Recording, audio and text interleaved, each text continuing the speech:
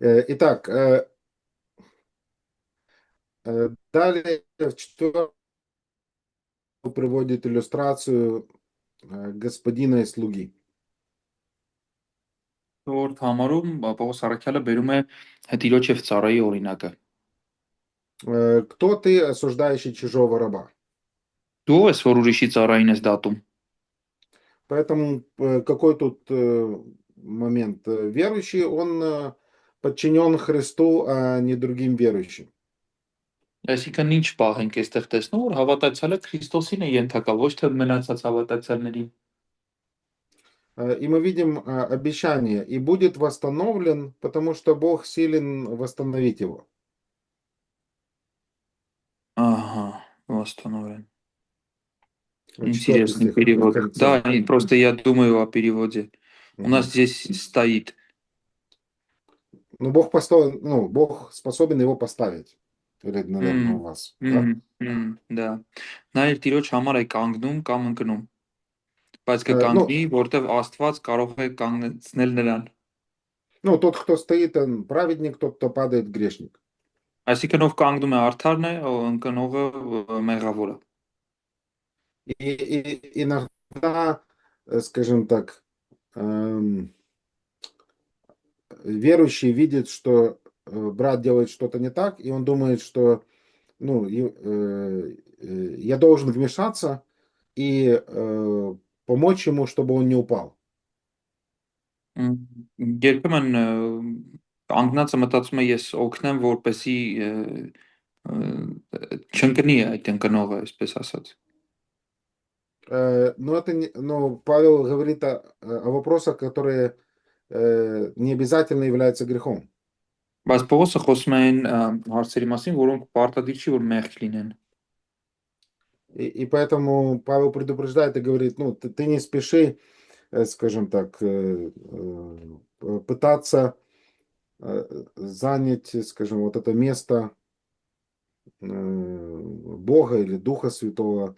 Если он и упадет, то Бог способен его поставить, без тебя. Ու Պողոսը այստեղ ասում է, որ դու միշտ ապի քեզ Աստծո կամ Սուրբ Հոգու տեղը քեզ մի դիր, այսինքն եթե նա ընկնի, Աստված իրեն կարող է կանգնեցնել ոտքի։ Поэтому это не твой раб, которому ты можешь как бы диктовать условия. Դա քո ծառան չի, որ որին դու կարողանաս քո պայմանները թելադրել։ Поэтому пусть он со своим господином решает вопросы. Դրա համար թող որ ինքը իր տիրոջ հետ որոշի իր հարցերը։ И теперь с 5 по 9 стихи мы видим, хорошо, свет дали снова. Мы видим применение этого принципа к дням и еде. Մենք տեսնում ենք կդնյամ Еде. իդե։ Մենք տեսնում ենք 5-ից 9-ում այդ սկզբունքի կիրառությունը օրերի հետ կապված եւ ուտելիքների հետ կապված։ Поэтому один отличает день от дня, есть особые какие-то праздники. Դա որ մեկը օրը օրից գերադասում է, եթե կան ինչ որ տոներ, А у другого все дни одинаковые, все дни святые. իսկ մյուսի համար բոլոր օրերը նույնն են, բոլոր օրերն սուրբ են։ И в 5 стихе, вторая часть, мы видим, Павел говорит о принципе совести. Մենք 5-րդ գլխի 2-րդ մասում տեսնում ենք Պողոս Առաքյալը խոսում է խղճի սկզբունքի մասին։ Всякий поступай по удостоверению своего ума.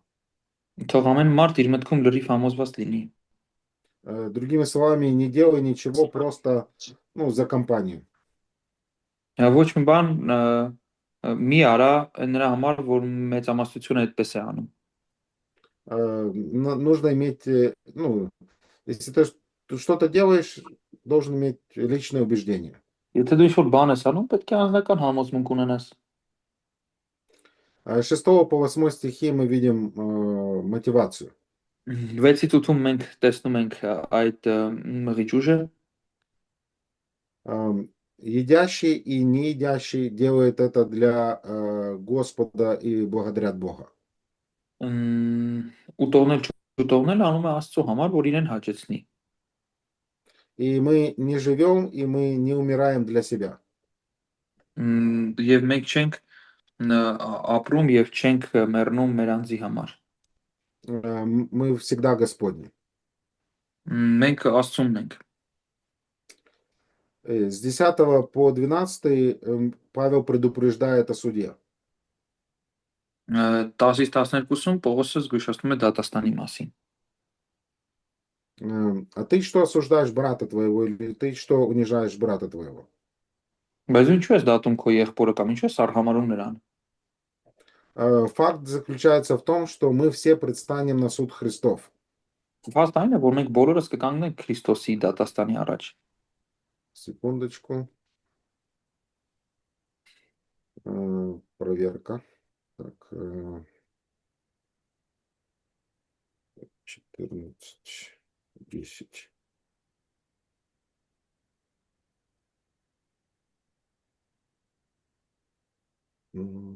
Да, вот. О каком суде идет речь? Ինչ ացյանի մասն է խոսքը։ Вопрос спасения? Փրկության հարցն է քննարկում։ Нет. Ну, мы уже оправданы. Մենք արդեն արդարացված ենք։ Мы уже посажены на небесах. Մենք արդեն նստեցված ենք երկնքում։ Греческое слово, которое здесь используется, это бейма. Հունարեն այս խոսքը, որ օգտագործում է այստեղ բեյման է։ Тот же самый термин используется во втором Коринфянам. Всем нам должно явиться пред судилище Христова. Նույն տերմինը Կորինթացիներին նամակում է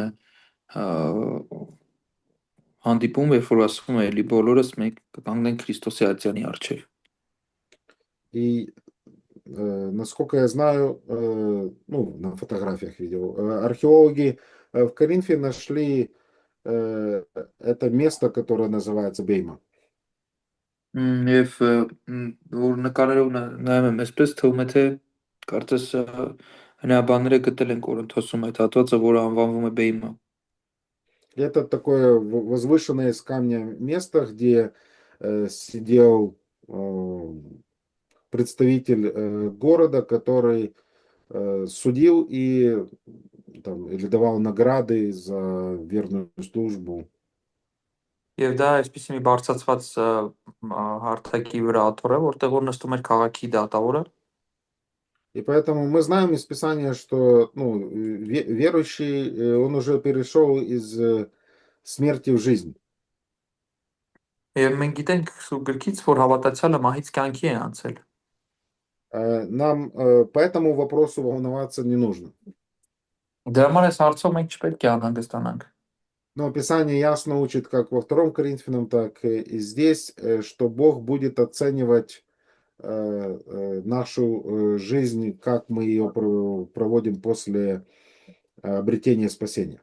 Բայց առաջին Կորինթացիներում էլ այստեղ էլ ասում է, որ Աստված վերջում գնահատելու է մեր կյանքը, որը մենք ապրել ենք փրկությունը ձեռք բերելուց հետո։ И это ну, важный момент, который напоминает, что Бог спросит за наше поведение. Սա կարևոր է, որ հիշենք, որ Աստված մեզանից կպահանջի մեր պահելաձևը։ Так. И в 11 стихе мы видим цитату из пророка Исаии 45:23. Մենք 11-րդ համարում տեսնում ենք Եսայի 45:23-ից մեջ բերում։ Каждое колено преклонится, и каждый язык исповедует Бога. Ամեն ցունք պիտի խոնարհվի ինձ եւ ամեն լեզու պիտի խոստովանի Աստծուն։ Поэтому итог какой 12 стих? Դա համար ինչ եզրակացության գանք 12-րդ համարում Каждый из нас за себя даст отчет Богу. այն է եզրանգումը, որ ուրեմն մեզանից ամեն մեկը հաշիվ պիտի տա Աստծուն իր անձի համար։ Мы не будем отвечать за брата, будем отвечать за себя. Մենք եղբոր համար չենք պատասխան տալու, մեր համար ենք պատասխան տալու։ А, Это когда дети там сидят за столом, и у ребенка есть, скажем так, ам, вопросы, а почему он ест это, а почему мне вот это положили? Мгм. И родитель говорит, смотри в свою тарелку. Եվ սա նման է նրան, որ երեխաները ուտում են, ու մեկը հարցնում է ինչի է իր ամանի մեջ, սա ինչի մոտ է, սա չկա այն մյուս բանն է, ու ծնողը ասում է նայի քո ամանին։ Далее, вторая вот часть в этом отрывке с 13 по 23. Можно вопрос? Да, можно. Եսայի ջան, այս 4 համարում երբ որ ասում է տիրոջ համար է կանգնում կամ ընկնում, Ըհը։ դա խոսը ասեց, որ այս նկատի չի առնցվում, չէ՞, մեղք։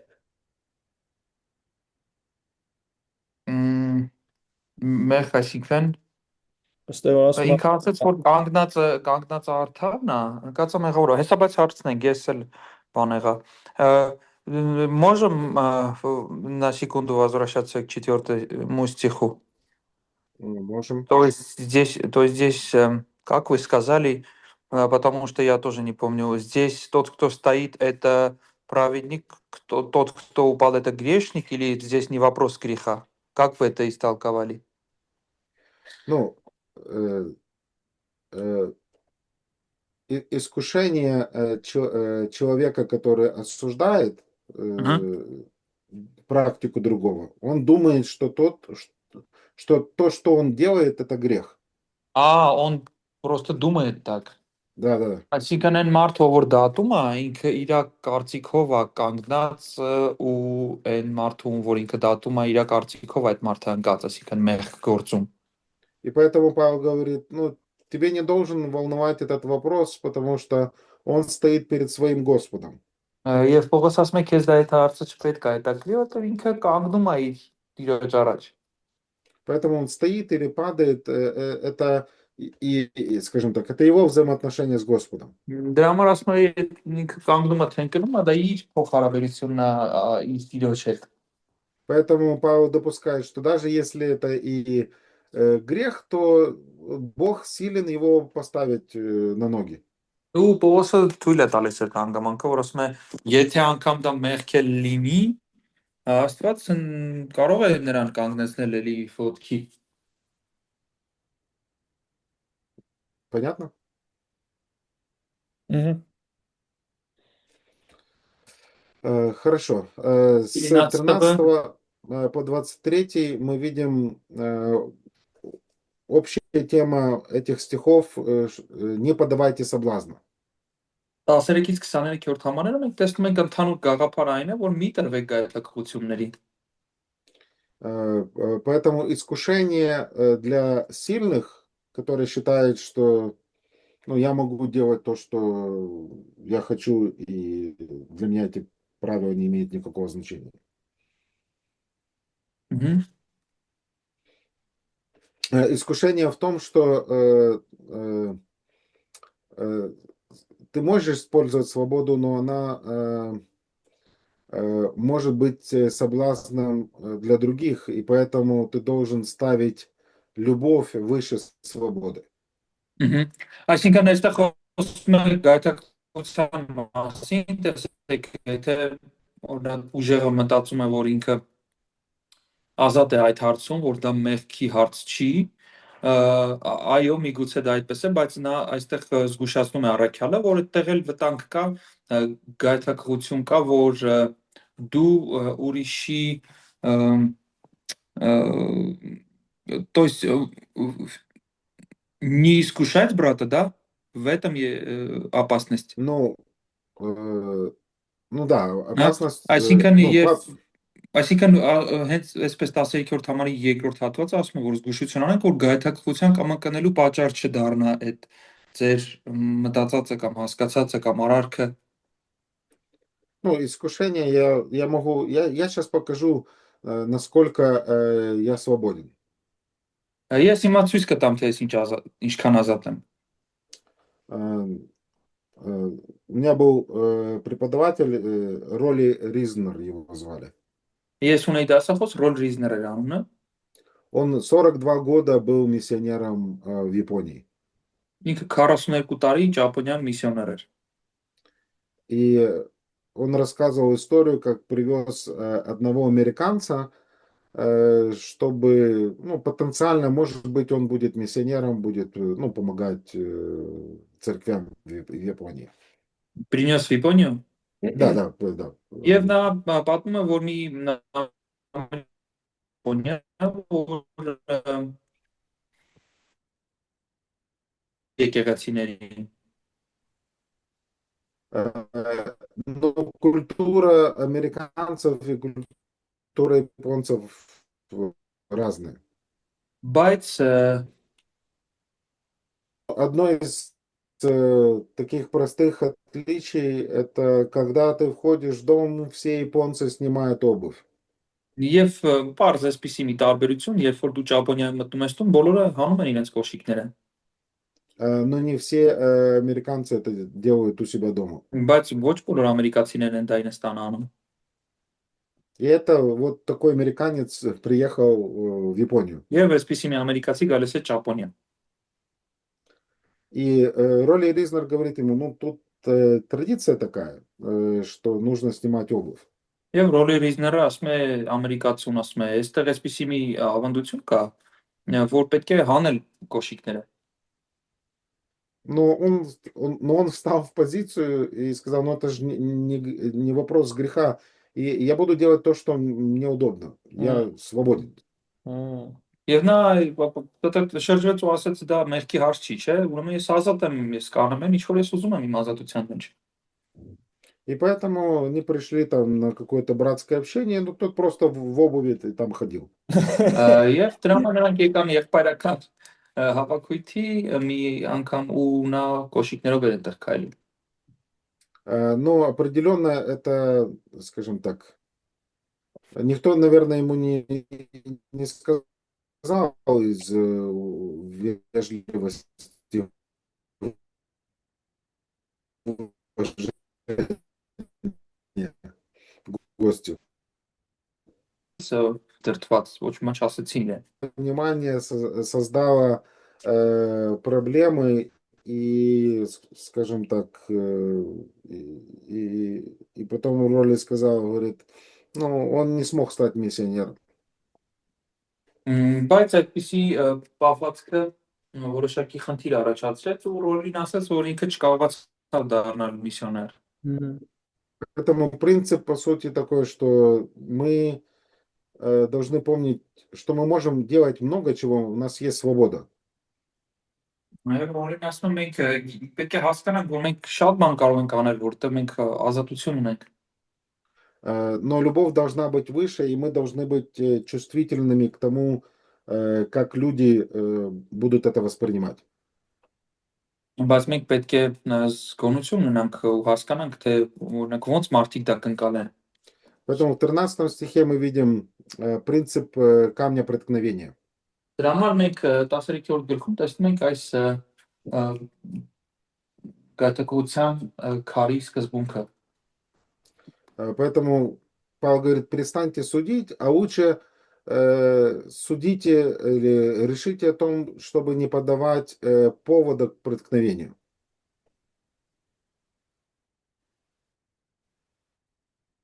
Դրա համար Պողոս առաքյալը ասում է, որ մեր սրտերում որոշենք, որ որևէ եղբոր գայթակղության կամ ընկնելու պատճառ չդառնանք։ В 14 стихе мы видим Павла.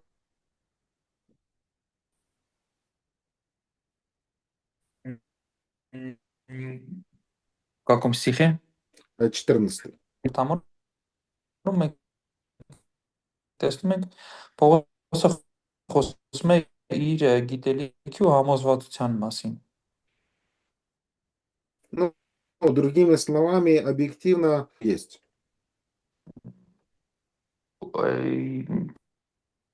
Խոսը այնպես Он говорит также об исключении во второй части 14 стиха.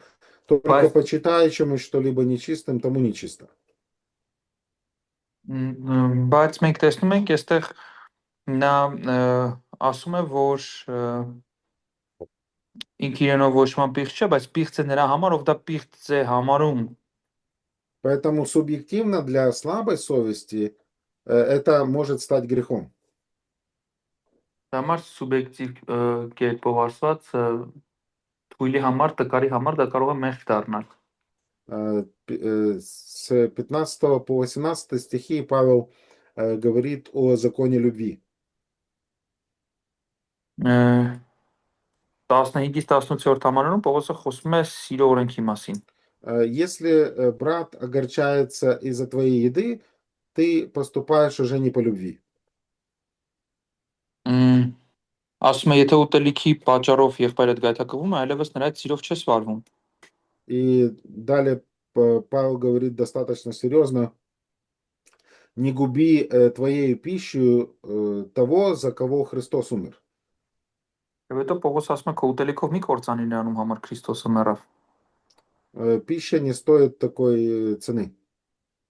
Այսինքն ուտելիք այդ գինը չունի։ 17 стих мы видим суть царства. Մենք 17-րդ համարում տեսնում ենք արքայության էությունը։ Царство Божие это не диета, не правило, что можно есть, что нельзя есть. Աստծո թագավորությունը դա դիետա չի, հա, սննդակարգ չի, ինչ կարելի է ուտել, ինչ չէ։ То, о чем на самом деле мы должны беспокоиться и переживать, это не о пище, а о праведности. Այն ինչի համար մենք պետք է իրականում անհանգստանանք կամ մտածենք О правильных отношениях между собой. ճիշտ հարաբերություններն են մեկը մյուսի հետ։ Мы должны беспокоиться о мире. Մենք պետք է խաղաղության համար Во Святом Духе.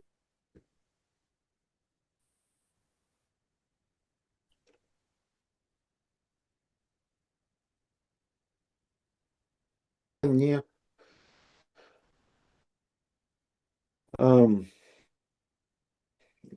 делать что-то, что наши братья и Դա համար сестры. մենք պետք է այնպեսի բան չանենք, որ մեկը գայթակղեցնի մեր եղբորը, մեր քրոջը։ Ам,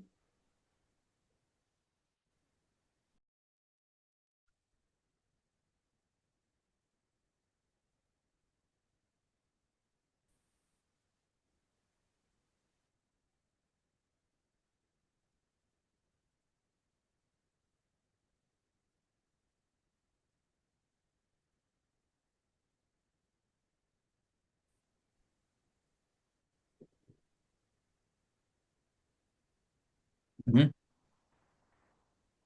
И получается, я проходил мимо комнаты и увидел, как молодой парень взял карты и что-то там раскладывал. 90-ականներին հիշում եմ մի ճամբար էր կազմակերպվել ու մի սենյակի մոտով էի անցնում այդ օրերին ու տեսա մի տղա, որը վերցրել էր խաղաքարտերը ու դասավորում էր։ Ну, я удивился, потому что, ну, в церкви, где вообще в карты это, ну как это, нельзя играть.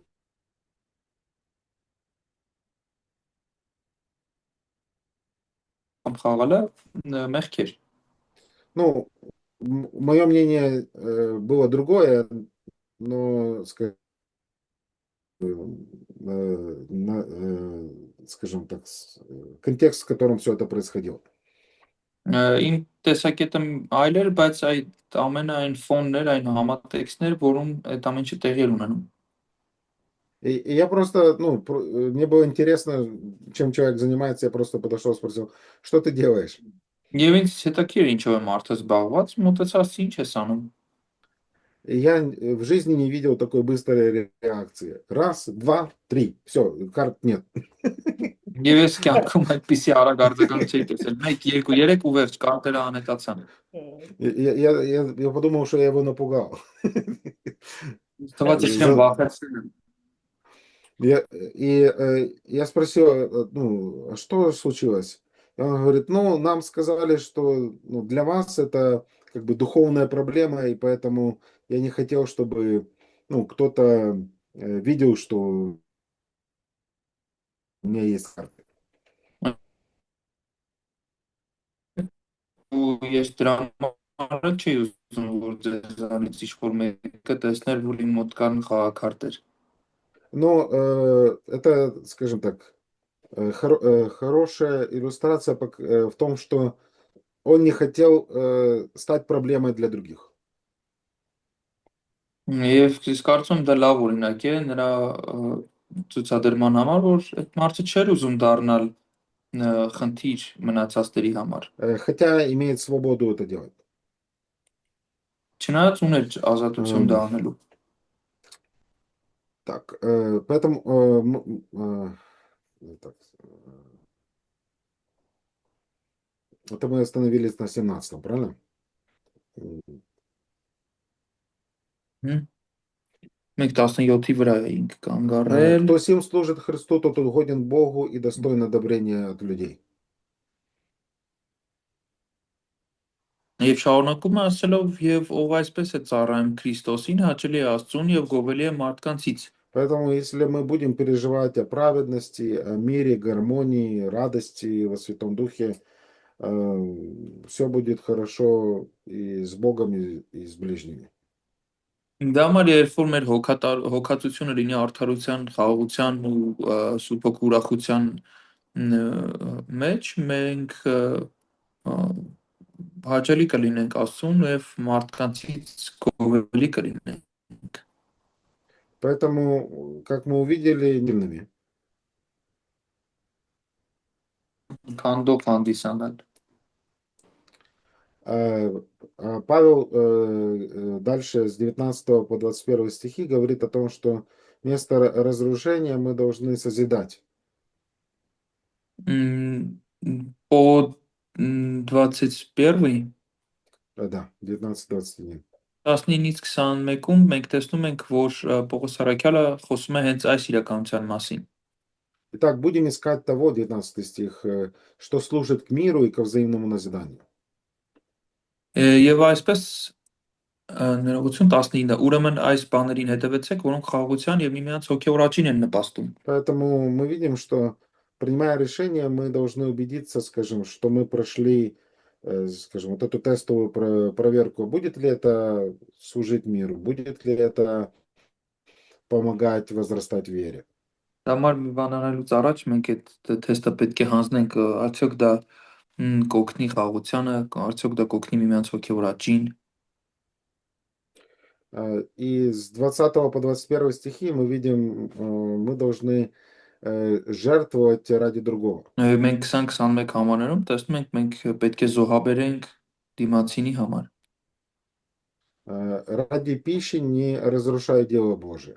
Ուտելիքի պատճառով Աստծո գործը չքանդենք, չկործանենք։ Поэтому, хотя и все чисто, но плохо человеку тому, который ест на соблазн и как бы целенаправленно это делает. Այսինքն, այսպես ինչպես ասվում է համարում, ամեն բան մաքուր է, սակայն պիղծ է այն մարդուն, որ գայթակղություն պատճառելով է ուտում։ Поэтому благородный выбор в том, что лучше не есть мясо и не пить вина, или если это соблазняет брата. Դա համար ավելի բարեպաշտ ընտրություն է այն, որ միշտ չուտել գինի չխմել, եթե դա գայթակ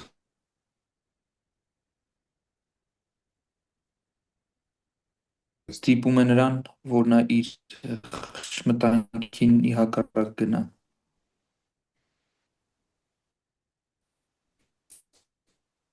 В тексте ты решил отказаться от мяса, то ты мясо теперь вообще вовек есть не будешь.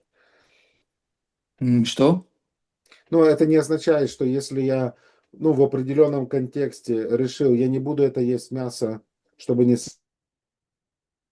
Значит, я мясо вообще, ну, есть не буду. То есть не брать это есть։ Да, Այսինքն երբ որ մենք խոսում ենք դրա մասին, որ ասում ենք գինի չխմել, միշտ չուտել ավելի լավ է, քան գայթակղեցնել, դա չի նշանակում ընդհանրապես պետք է օրինակ միշտ չուտես։ ну, хотя, ну, я нахожу из Писания э, тот факт, что Библия полностью не запрещает употреблять вино. Не запрещает։ Да. Չնայած ես այն տեսակետին եմ, որ Աստված շունչը չի արգելում ամբողջությամբ, գինու օգտագործումը։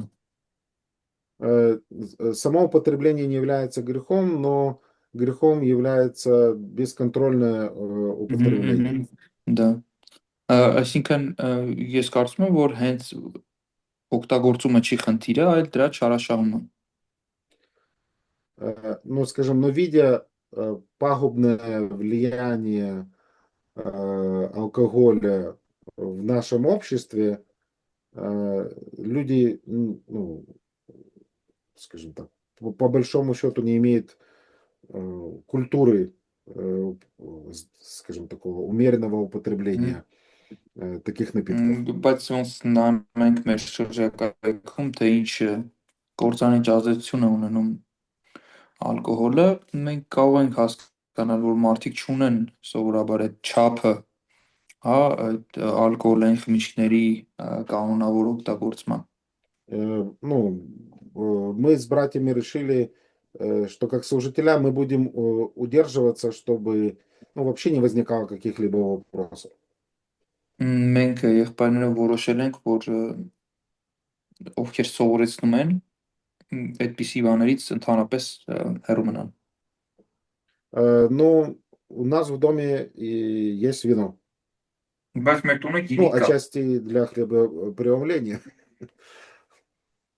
Դե իհարկե մասնակի դա հաղորդության համար է։ Но и хотя я не, скажем так, я не пью вино, но моя жена иногда в рецепт, когда готовит еду, использует немного вина.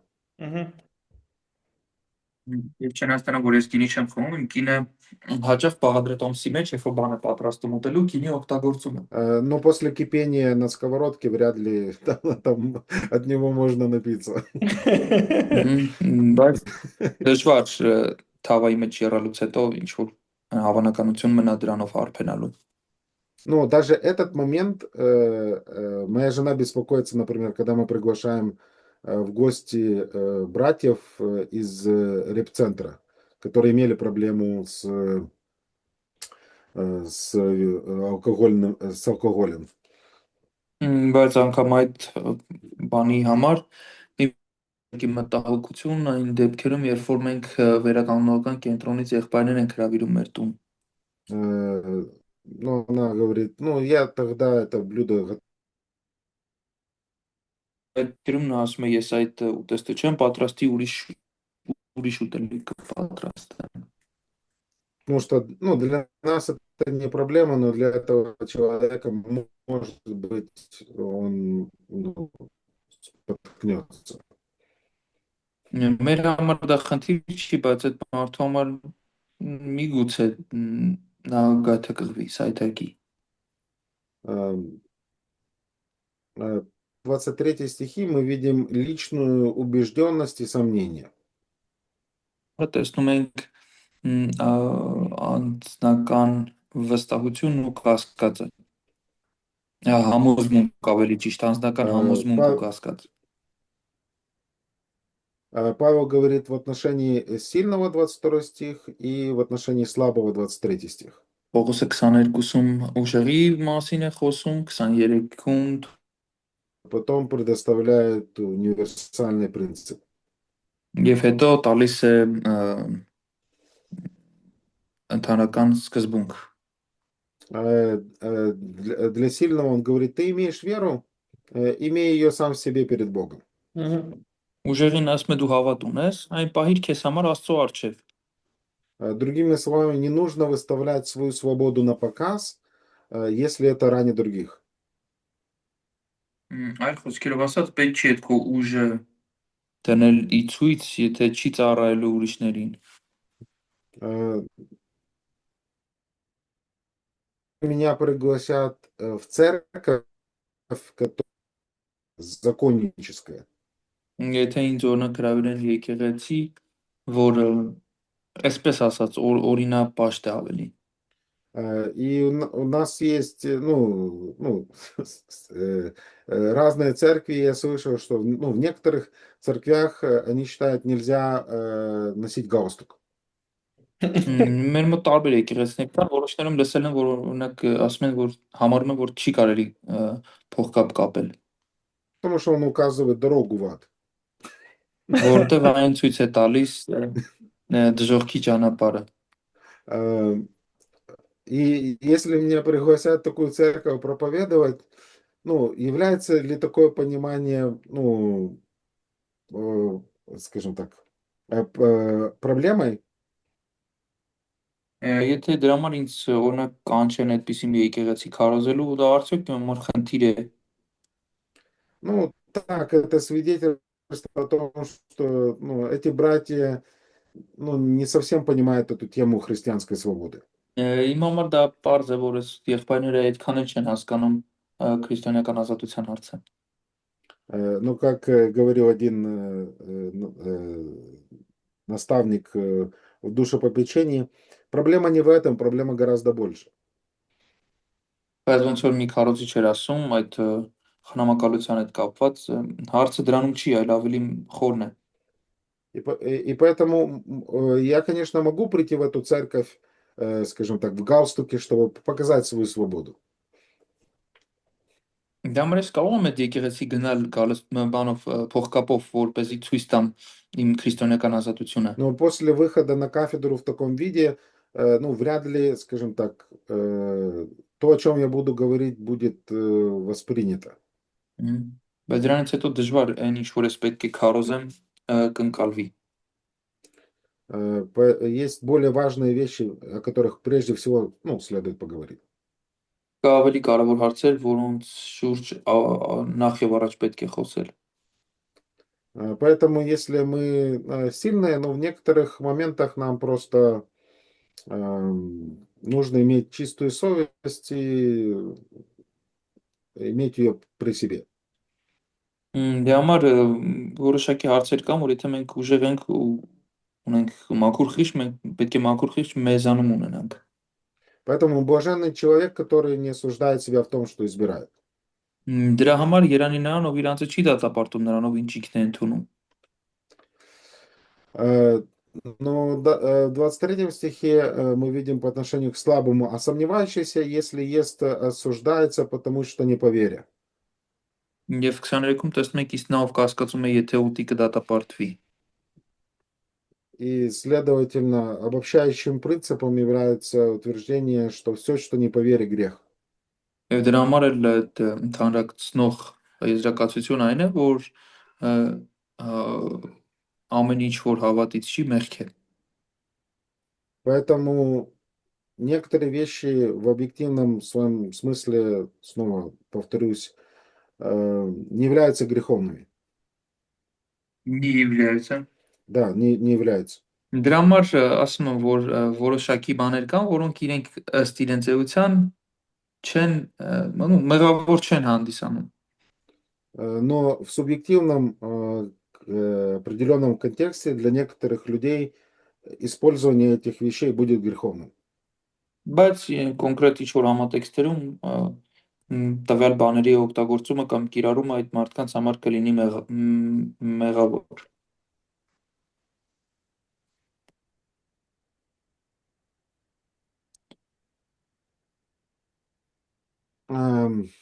Поэтому, если то, что ты делаешь и думаешь, что это неправильно, и считаешь это грехом, Դա համար եթե ինչ-որ բան դու անում ես, մտածում ես դա ճիշտ չի ու մտածում ես դա մեղք է,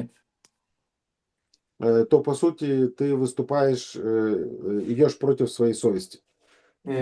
Այսինքն ստացվում է, որ ըստ էության դու քո խղճի дем ես գնում։ Конечно, мы можем, ну, ошибаться в конкретном случае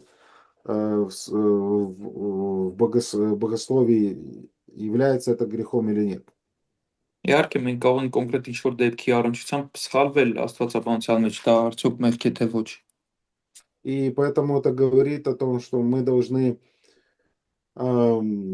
просвещать совесть Божьим Словом. Եվ դա նշանակում է, որ մենք պետք է մեր խղճմտանքը սրբացնենք Աստծո խոսքով։ И тогда она будет очищаться, скажем, от неправильных идей, Եվ которых мы придерживались. եւ դրան կհետևի այն, որ խղճմտանքը կմաքրվի այն սխալ գաղափարներից, որոնց մենք հարում էինք։ Но текст ясно говорит, что игнорировать совесть, ну, нельзя. Բայց տեքստը հստակ ասում է, որ խղճմտանքը համարել չի կարելի։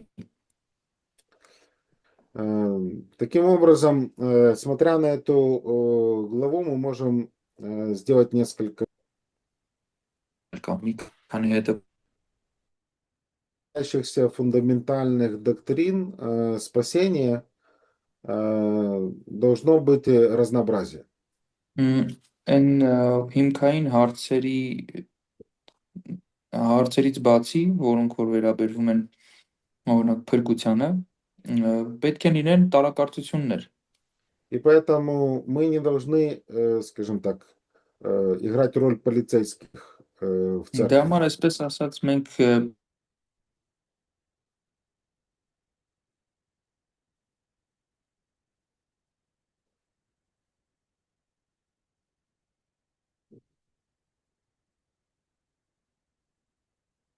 Ходит и начинает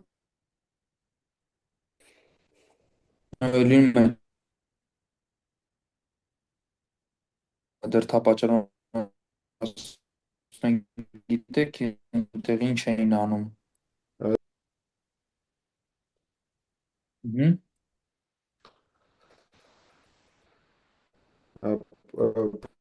Поэтому я думаю, это хороший момент в таком контексте поговорить с человеком о принципах, о которых Павел говорит в 14 главе. Դե համար ես կարծում եմ այդ մարդու հետ տվյալ բaragայում տեղին է խոսել այս սկզբունքների մասին, որը Պողոս առաքյալը քննարկում է 14-րդ գլխում։ Свободы. Կարևոր է քան ազատությունը։ Вредит духовной жизни брата, я добровольно буду ограничивать себя.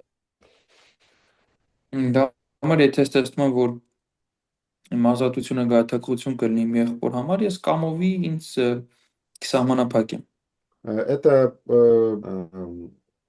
Да, սիրո поэтому դրսևորություն կլինի։ единство церкви, оно не строится на том, что все одинаково едят одну пищу и празднуют все одинаково одни и те же праздники. Որ բոլորը միանման են ուտում եւ միանման են տոնում։ Оно строится на Евангелии, на Иисусе Христе. И Царство Божие это, ну, не пища и питье, как мы прочитали, а праведность, мир и радость в Святом Духе. Այլ ես մտածում եմ, որ այն կառուցված է Հիսուս Քրիստոսի վրա, ավետարանի վրա, եւ ինչպես կարդացինք, արդարության, խաղաղության եւ Սուրբ Հոգու խնդության վրա։ Далее. Мы видим в 15 главе с 1 по 13 стихи пример Христа в самоотречении. Մենք առաջին 13 համաներում տեսնում ենք Քրիստոսի օրինակը ինքնահրաժարման, այսպես ասած։ Говорил, этот текст является все еще продолжением дискуссии относительно того, как мы должны распоряжаться Այսինքն այս տեքստը հանդիսանում է շարունակությունը նախորդի, որ քննարկում էր, թե ինչպես մենք պետք է մեր քրիստոնեական ազատության հետ վարվենք։ Поэтому я бы, ну, не делал это разделение, как будто просто Павел приходит совершенно на новую тему. Դրա համար ես չէի անի այդ բաժանումը, որ այնպիսի տպավորություն լինի, որ Պողոսը անցնում է լրիվ ուրիշ թեմայի։ Он уже сказал вот этот принцип в 14 главе, что если ты имеешь свободу, но есть вероятность соблазна, я буду ограничивать себя в своей свободе. Ինչի համար, որովհետև Պողոսը արդեն ասել էր նախորդ գլխում, որ եթե դու ունես ազատություն, բայց գիտես, որ դա կարող է գայթակղություն լինել, դու պետք է սահմանափակես քեզ այդ ազատության մեջ։ И поэтому 15 глава 1.13 является логическим продолжением этой идеи и показывает пример Христа в самоотречении. Դրա համար առաջին 13 համարները դրա տրամաբանական շարունակությունն են, որ ցույց է տալիս Քրիստոսի օրինակը։ Поэтому истинное единство, оно достигается не тогда, когда мы просто терпим друг друга, а когда мы следуем примеру Иисуса Христа. Այն հարցերում է դերսևորվում, որոնց մեջ մենք փորձում ենք նմանվել Հիսուս Քրիստոս։ Нужды других выше своих. Երբ որ մենք դիմացինի կարիքները դնում ենք մեր կարիքներից վեր։ И поэтому первые два стиха, они дальше говорят про обязанности сильных. Առաջին երկու համարները խոսում են ուժեղների պարտավորությունների մասին։ Мы сильные в вере должны сносить немощи бессильных и не себе угождать. Ոստի մենք, որ հավատի մեջ ուժեղ ենք, պետք է թույլերի տկարությունը կրենք, ոչ թե մեզ հաճեցնենք։ Поэтому вот это слово нести или сносить означает не просто терпеть, а поднимать и нести бремя.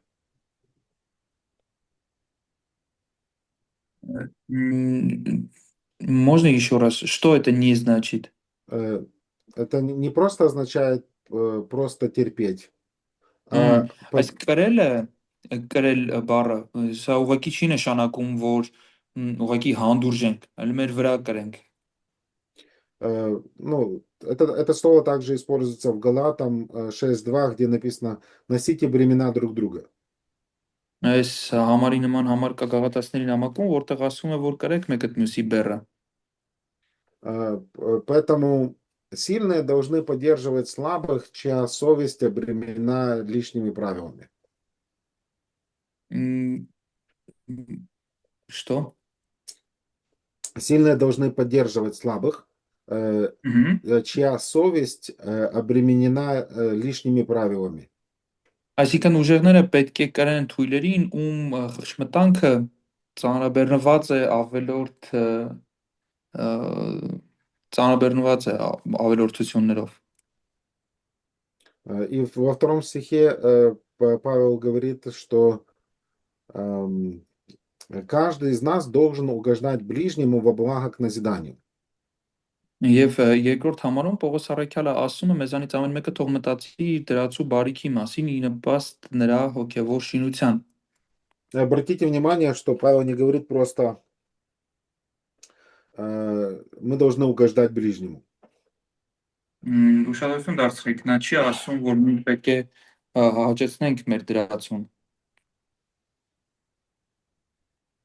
Извиняюсь. Наше стремление, оно должно быть во благо и для назидания. Մեր ձգտումը պետք է լինի նպաստ նրա հոգևոր շինության ու բարիքի։ Поэтому мы должны убедиться, что данное стремление угодить, оно будет способствовать духовному росту. Եվ մենք պետք է վստահ լինենք, որ մեր հաճեցնելու ձգտումը նպաստում է բարիքին ու հոգևոր աճին։ Поэтому речь не идет о том, что мы должны льстить или заниматься человекоугодничеством. Այսինքն խոսքը չի ապերվում այն բանին, որ մենք պետք է քծնենք կամ մարդահաճույությամբ զբաղվենք։ И в третьем стихе мы видим высший образец такого поведение – это Христос.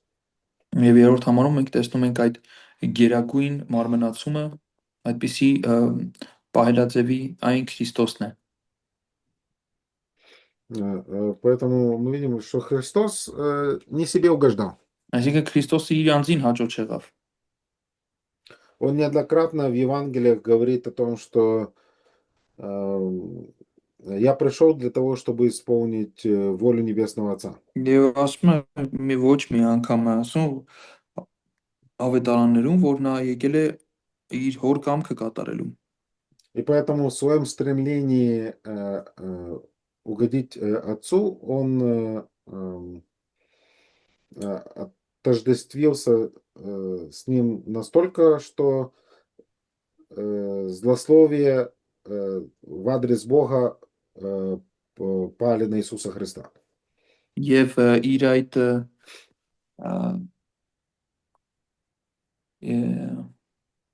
եւ իր այդ անձին հաճո չլինելը այն աստիճանի էր եւ հոր կամքը կատարել այն աստիճանի էր, որ այն նախատինքը, որ Աստծուն էր ուղված, ընկավ Քրիստոսի վրա։ Павел цитирует псалом, вот он, наверное, у вас 60 будет 9.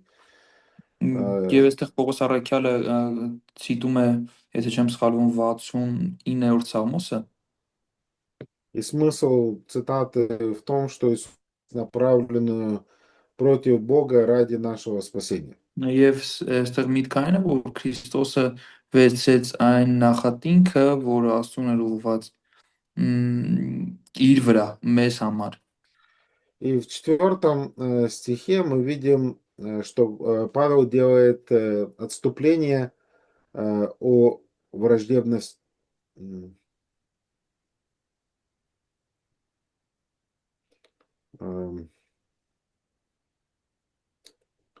Он делает отступление и начинает говорить о роли Писания.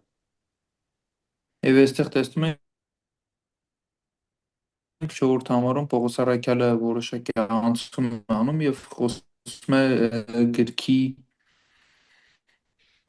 դերի մասին։ И он говорит, что все, что написано, было прежде написано нам в наставление. Նա ասում է, որտեղ ինչ որ սկզբից գրվեց, մեր Чтобы սովորելու համար мы գրվեց։ имели надежду, сохранили надежду. Ինչի համար, որ մենք գրքերի մխիթարության միջոցով հույս ունենանք։ Я думаю, это очень интересное и важное утверждение, которое имеет большое практическое применение. Ես կարծում եմ այս համարը շատ մեծ կիրառություն ունի։ Часто мы пытаемся утешить ближних в трудных обстоятельствах, и мы говорим, ну ты продолжай верить, продолжай надеяться. Եվ ես կարծում եմ, որ մենք շատ հաճախ, երբ որ փորձում ենք մխիթարել մեր դրացիներին, ասում ենք ծանր իրավիճակներում, ասում ենք դու շարունակիր հավատալ, հուսալ։ Но возникает вопрос, а как практически это должно, скажем так, применяться в моей жизни, когда я нахожусь себя в трудных обстоятельствах, и у меня возникают сомнения? Հարցը առաջանում է, թե ինչպես գործնական կիրառություն անենք, այսինքն երբ որ ես գտնվում եմ ծանր իրավիճակի մեջ, ոնց դա անեմ։ И 4 стих, я думаю, указывает на ключ решения этой проблемы. Եվ ես կարծում 4 համարը այդ խնդրի համար բանալի է առաջարկում։ Мы можем найти силы для того, чтобы терпеть, и для того, чтобы мы можем найти силы сохранить надежду, иметь терпение и утешение, если мы обратимся к Писанию. Ես կարծում եմ, որ մենք կարող ենք ունենալ մխիթարություն, կարող ենք ունենալ հույս, համբերություն, եթե մենք Սուրբ Գրքին անդրադառնանք։ Писание предоставляет нам основания и примеры, которые мы можем взять из Писания как доказательство того, что мы также можем пройти испытания, которые перед нами. Ես կարծում եմ Սուրբ Գիրքը տալիս է մեզ այն օրինակը ու այն կարգադրությունը, որով մենք կարող ենք ուժ ստանալ անցնելու այդ դժվար ժամանակների միջով։ Поэтому, зная то, каким образом Бог является неизменным в своем характере и исполняет обещания, и это видно на протяжении истории человечества, Մгм. я могу иметь уверенность, что также я дойду до конца. Այսինքն ոնց է դա աշխատում, ես նայել Աստված ինչ կերպով է իր հավատարմությունը ցույց տվել պատմության ընթացքում իր խոստումների հանդեպ։ Ես դրան նայելով կարող եմ ունենալ մխիթարություն ու հույս մինչև վերջ գնալու համար։ И также нам следует этот стих непосредственно применять в контексте и ситуации, которые возникают в церкви по поводу религиозной свободы. Ես կարծում եմ պետք է համարը հենց իր համատեքստում օգտագործենք այն դեպքերում, երբ որ խնդիր է առաջանում կրոնական ազատության թեմայով։ Из Писания мы можем, скажем так, найти основания для того, чтобы прийти Մենք к одному знаменателю, կադնամու к одному Մгм. итогу. Ես կարծում եմ մենք Սուրբ Գրքից կարող ենք գտնել այդ ընդհանուր կետը, որ մենք կարող ենք այդ նույն եզրահանգմանը գալ։ 5-6 стихи мы видим молитву о единстве. 5-ում 6-ում մենք տեսնում ենք աղոթք միասնության համար։ Павел молится, чтобы Бог дал верующим быть в единомыслии между собой.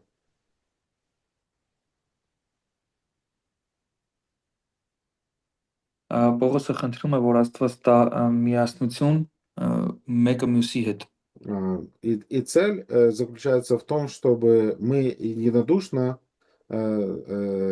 славили Бога. Высшая цель единства церкви — это не социальный комфорт, а прославление Бога. Եվ այս համախոհ լինելը, որ Պողոս առաքյալը խնդրում է հավատացյալների համար, միաբան լինելը, դա ինչ որ սոցիալական նպատակից այլ այստեղ նպատակը գրված է, որպեսզի միաբերան, փառավորեն Может полноценно, единодушно славить единого Бога. Այսինքն առանձնացված բաժանված իր մեջ եկեղեցին չի կարող միաբերան փառաբանել Աստծուն։ Это 6 стих, и мы видим 7 по 13 Павел говорит поэтому, и он говорит, что же нужно теперь делать. Եվ 7-ից 13-ում Պողոս առաքյալը ասում է ուստի եւ ասում է թե ինչ է պետք անել։ Посему принимайте друг друга, как и Христос принял вас в славу Божию. Միմյանց ընդունեցեք, ինչպես Քրիստոսն էլ մեզ ընդունեց Աստծո փառքի համար։ Поэтому это ответственность как иудеев, так и язычников, так сильных, так и слабых. Դա համար դա հրյաների էլ, հեթանոսների էլ պատասխանատվությունն է եւ ուժեղների եւ թույլերի պատասխանատվությունն է։ И дальше мы видим, Павел начинает говорить о принятии язычников как исполнение пророчеств. Եվ հետո Պողոս առաքյալը խոսում է հեթանոսների ընդունելության մասին որպես մարգարեությունների իրականացում։ С 8 по 13 стихи. 8-ից 13-ում։ Павел показывает, что объединение иудеев и язычников было Божьим планом с самого начала. Պողոս առաքյալը ասում է, որ հրյաների ու հեթանոսների միությունը Աստծո ծրագիրն էր հենց ամենասկզբից։ Он говорит в 8 стихе: «Разумеется, что Христос сделался служителем для обрезанных ради истины Божией, чтобы исполнить обещание отцам». Նա ասում է, որ Հիսուս Քրիստոսը թլպատության սպասավոր եղավ Աստծո ճշմարտության համար, որ հայրերին տրված խոստումները հաստատի։ Поэтому э, почему Христос это истины ради верности Божией? Աստծո ճշմարտացիության համար, И также мы видим, для чего цель, чтобы исполнить обещание Отца. նաև վերջնանպատակն ենք տեսնում, որպեսզի Աստծո նպատակը կատարի։ Поэтому Бог продолжает выполнять свои обещания. Այսինքն Աստված շարունակում է իր խոստումները И կատարել։ сейчас эти иудеи, верующие, являются, ну, частью церкви. Եվ հիմա այս հավատացող հրյաները հանդիսանում են եկեղեցու մասը։ А для язычников, чем, ну, Что? а язычники каким образом стали частью?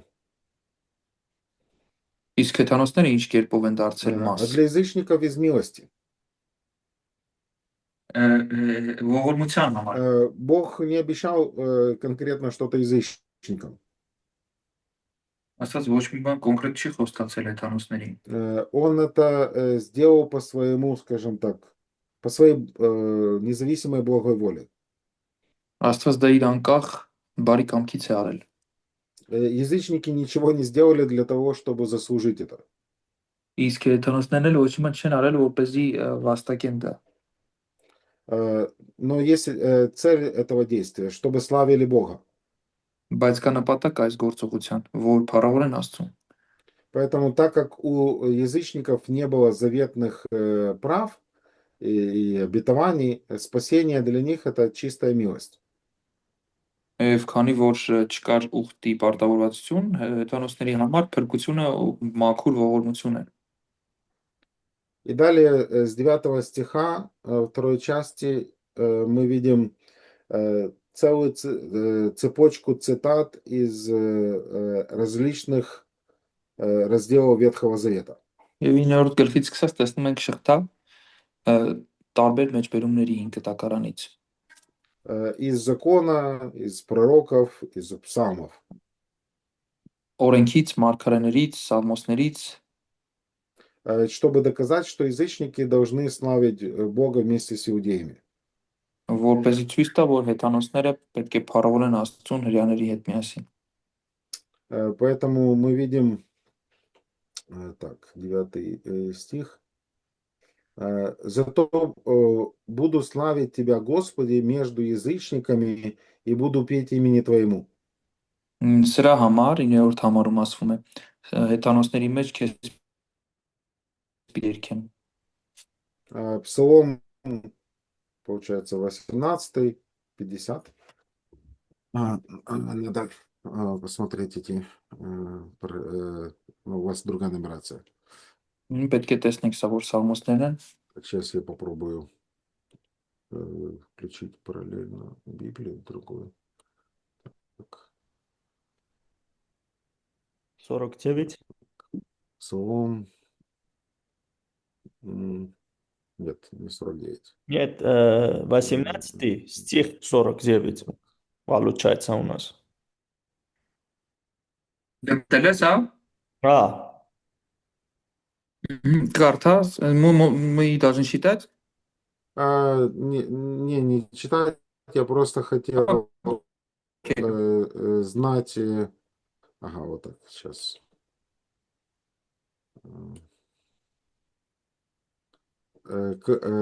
Какой псалом и какой стих в вашей Библии? Почему не работает? Сейчас, секунду.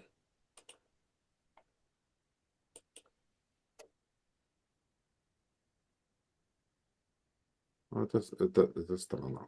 Но неправильный пчел. Я думаю, так. Да, это у вас 18-й псалом, 49 стих, получается. Ձեր մոտ 18-ի 49-ն է սալմոսներից սա։ И здесь мы видим Давида. Մենք այստեղ տեսնում ենք Դավթին, который говорит, я буду славить Бога вместе с язычниками. Ու այստեղ Դավիթ ասում է ես Աստծուն հեթանոսների հետ կպաշտեմ, կփառավորեմ։ Второзаконие 32:43. Երկրորդ օրինաց 32:43-ը։ Мы видим, это цитата, ну, вторая. Это Моисей, который призывает язычников радоваться с народом его. Այստեղ Մովսեսը ասում է, որ Աստված կանչում է հեթանոսներին ուրախանալ ժողովրդի հետ։ Псалом 117, 1 стих у вас. Պսալոմ Псалом 117, 1 стих. 118 Սաղմոսի առաջինը։ Там мы видим призыв ко всем народам. Մենք այդտեղ տեսնում ենք կանչ բոլոր ազգերին։ Да. И из книги пророка Исаия 11:10. Եվ Եսայի մարգարեի գրքից 11:10-ը Мы видим пророчество о корне Иисеевом, մենք տեսնում ենք Եսայի արմատի մասին մարգարեություն, который станет знаменем для народов. որը կլինի նշան ժողովուրդների համար։ Это снова указание на то, что у Бога изначально был такой план. Մենք սրանից տեսնում ենք, որ Աստված ցենց սկզբից էլ ուներ ծրագիր։ Хотел благословить Авраама, чтобы благословение Авраама, оно распространилось на все народы. Նա ուզում էր օրհնել Աբրամին, որ Աբրամի օրհնությունները տարածվեր ամբողջ ազգերի վրա։ И была трудно воспринимаема иудеями, Բայց այս կոնցեպտը դժվար ընկալելի էր հрьяաների համար։ ну, ввиду, скажем, того толкования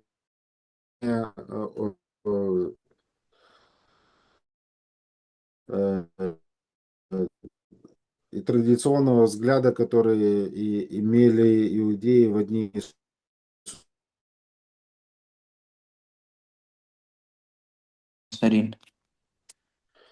И поэтому Павел приводит эти доказательства, чтобы показать, что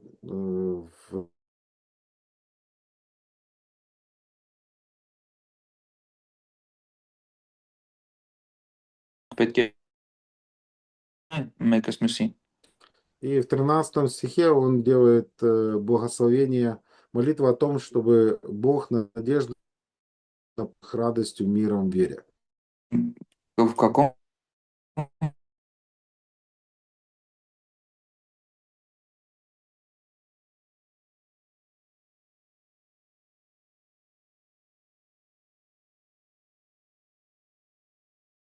Всякой радости и мира в вере, дабы вы силой Духа Святого обогатели с надеждой.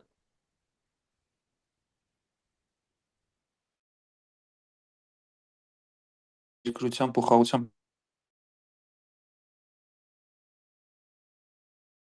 И таким образом, 13 стихом он завершает эту дискуссию относительно вопросов религиозных.